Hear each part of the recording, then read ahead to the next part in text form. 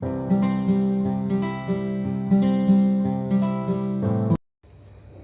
वालेकुम, welcome back my new vlog. और आज के इस व्लॉग में हम डिस्कस करेंगे मास्टर्स के रिलेटेड। मास्टर्स में हमें कितने क्रेडिट आवर पढ़ना पड़ेगा, और जिस तरह के बैचलर्स में हम लोग क्रेडिट आवर कंप्लीट करते हैं तो हमें डिग्री मिलती है, और बैचलर्स में थीसिस करते हैं तो क्या मास्टर्स में थीसिस होता है। अगर मास्टर्स में थीसिस नहीं करना चाहते तो थीसिस के अलावा हमारे पास क्या ऑप्शन है। तो आज की इस वीडियो में हम लोग ये चीज़ें डिस्कस करेंगे। So let's get started. तो फर्स्ट ऑफ ऑल, तो जिस तरह बैचलर्स में हम लोग क्रेडिट आवर कंप्लीट करते हैं 136 या 140 क्रेडिट आवर हम मिनिमम जो है ना वो कंप्लीट करते हैं, जो कि HEC की रिक्वायरमेंट्स हैं। तो इसी तरह से मास्टर्स के अंदर भी जो है ना कुछ क्रेडिट आवर्स जो है ना होते हैं जिनको हमें कंप्लीट करना होता है। तो first of all 30 credit hours जो है ना वो मास्टर्स के होते हैं, जिन्हें हमें कंप्लीट करेंगे तो हमें कोई भी यूनिवर्सिटी जो है वो डिग्री प्रोवाइड करेगी। तो अब 30 क्रेडिट आवर के अंदर कुछ क्रेडिट आवर होते हैं थीसिस के, और कुछ होते हैं जो हमारे कोर्स वर्क के रिलेटेड होते हैं, जिसमें हम डिफरेंट सब्जेक्ट्स पढ़ते हैं।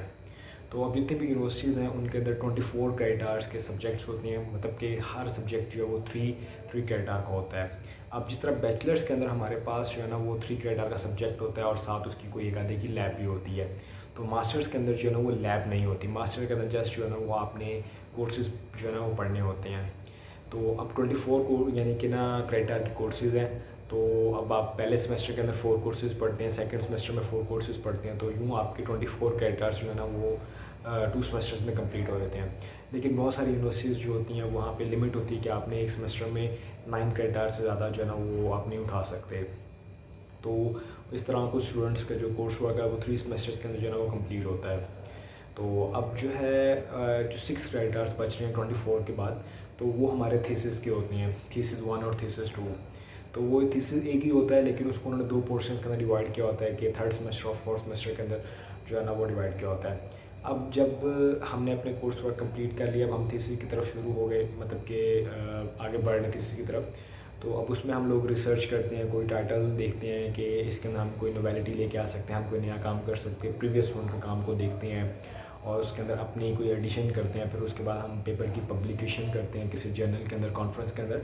बहुत सारी यूनिवर्सिटीज़ हैं जिनके अंदर जो है वो एक कंपलसरी होता है कि आपने या तो जर्नल के अंदर पब्लिकेशन करनी है, या फिर आपने किसी कॉन्फ्रेंस के अंदर जो है वो आपने पब्लिकेशन करनी है। और इससे पहले जो है ना वो आप लोगों को अपना टाइटल जो है वो डिफेंस देना पड़ता है। टाइटल डिफेंस के बाद फिर जब आपने पेपर की पब्लिकेशन हो जाती है, फिर आप फाइनल डिफेंस देते हैं, आप अपने टाइटल को डिफेंड करते हैं कि आपने ये काम किया था और ये वाकई ही जो है ना वो मतलब किसी यानी कि चीज़ के लिए आप कह सकते हैं कि सूटेबल है, या फिर आप इसको अपनी रियल लाइफ के अंदर जो है ना इम्प्लीमेंट कर सकते हैं। तो अब बहुत सारे स्टूडेंट्स होते हैं या फिर बहुत सारे लोग जो ऑलरेडी जॉब कर रहे होते हैं गवर्नमेंट सेक्टर में हो गए या प्राइवेट सेक्टर में, जो कि रिसर्च को टाइम नहीं दे सकते या रिसर्च नहीं कर सकते, तो उनके लिए एक ऑप्शन ये है कि वो कोर्स वर्क करते हैं। तो बहुत सारे स्टूडेंट कोर्स वर्क की तरफ चले जाते हैं, वो रिसर्च को कहते हैं कि रिसर्च बहुत ज़्यादा टफ है, लेकिन आई थिंक सो रिसर्च करनी चाहिए। इससे करने से आपके लिए बहुत सारी अपॉर्चुनिटीज़ जो है वो आप हासिल कर सकते हैं। जिस तरह आप बाहर किसी स्कॉलरशिप के लिए अप्लाई कर सकते हैं।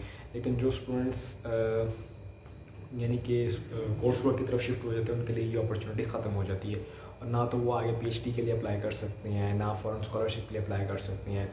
इवन कि वो पाकिस्तान में भी किसी यूनिवर्सिटी के अंदर PhD के लिए अप्लाई नहीं कर सकते, क्योंकि बेसिकली PhD के लिए जो रिक्वायरमेंट है वो आपके मास्टर के अंदर जो है ना पब्लिकेशन होनी चाहिए। एक पब्लिकेशन हो जाए, 2 हो जाए, जितनी ज़्यादा पब्लिकेशन होगी उतनी ज़्यादा वो आपको फ़ायदा होगा, उतनी ज़्यादा आपके चांसेस हैं कि आप फुल ब्राइट स्कॉलरशिप जो है वो किसी भी फॉरेन कंट्री की या फॉरेन यूनिवर्सिटी की आप ले सकते हैं। सो अब जो स्टूडेंट्स कोर्स वर्क की तरफ शिफ्ट हो जाते हैं तो वो 2 कोर्सेज़ पढ़ लेते हैं 3 क्रेडिट आवर्स के। तो यूँ उनके यानी कि 30 क्रेडिट आवर्स जो है ना वो कंप्लीट हो जाते हैं। जब उनके 30 क्रेडिट आवर कंप्लीट होते हैं तो यूनिवर्सिटी उनको भी डिग्री दे देती है, और यूनिवर्सिटी जो है वो रिसर्च के साथ जो स्टूडेंट्स करते हैं उनको भी डिग्री देती है। लेकिन जो स्टूडेंट्स रिसर्च के साथ डिग्री करते हैं उनकी डिग्री की वर्थ ज़्यादा होती है, और जो स्टूडेंट्स जो है वो जस्ट कोर्स वर्क के साथ कर लेते हैं तो उनके पास अपॉर्चुनिटीज़ बहुत कम होती हैं। अब कुछ लोग यहाँ पे कहेंगे कि जी रिसर्च का क्या फ़ायदा है, या फिर जो है ना जो लोग जॉब कर रहे हैं उनको रिसर्च का क्या फ़ायदा है। हाँ, जो लोग जॉब कर रहे हैं वो तो ऑलरेडी एक जगह पे फिक्स्ड है, ठीक है। उन्होंने आगे या तो मूव ऑन नहीं करना, या तो गवर्नमेंट सेक्टर में जॉब कर रहे हैं तो वो जस्ट उनको अपनी प्रमोशन के लिए जो है ना वो उनकी एक बेसिक रिक्वायरमेंट, या फिर उनको आगे कोई इंक्रीमेंट मिल जाता है। लेकिन आज एजुकेशन की फील्ड में अगर आपने जाना है तो वहाँ पे आपको PhD करनी पड़ेगी, वहाँ पे आपको पोस्ट डॉक करना पड़ेगा। तो उनके लिए बेसिकली आपकी बैचलर्स के अंदर कुछ ना कुछ पब्लिकेशन होनी चाहिए, कुछ मास्टर्स के अंदर पब्लिकेशन होनी चाहिए।